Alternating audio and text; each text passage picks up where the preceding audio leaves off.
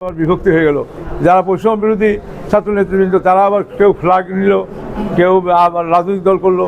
এরকম করে আসলে দর্শন ভিত্তিক না হওয়াতে আমাদের একটা কথা আমি যদি বলি, কথাটা আমার ছোটো মুখ দিয়ে বড় কথা হয়।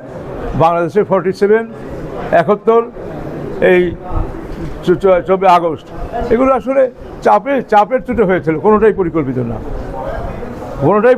ধর্মভিত্তিক রাষ্ট্র পরিকল্পিত ছিল না। 71 সালে আমরা রেইজ নেশনের ডেফিনেশন চেয়েছি। রেইজ নেশনে আগে মুসলমান হবে না, আগে বাঙালি পরে মুসলমান। আর 71 সালে তারা যেটা করেছিল, আমরা প্রথমে মুসলমান পরে বাঙালি, এটা হয় না। জিওগ্রাফিক্যাল বেল্ট অনুযায়ী আপনি ইরাক আরবের দিকে তাকান, ভারতের দিকে তাকান, এবং আপনি যদি আমেরিকার দিকে তাকান তাহলে দেখবেন আমেরিকা গেলে আমেরিকান বাঙালি বলবে না, আমেরিকান। ওই জিওগ্রাফিক্যাল বেল্টের মধ্যে যারা বসবাস করবে তারাই ওই দেশের নামে জাতীয়তাবাদী পরিচিত হবে, এটাই আসলে মুখ্য কথা।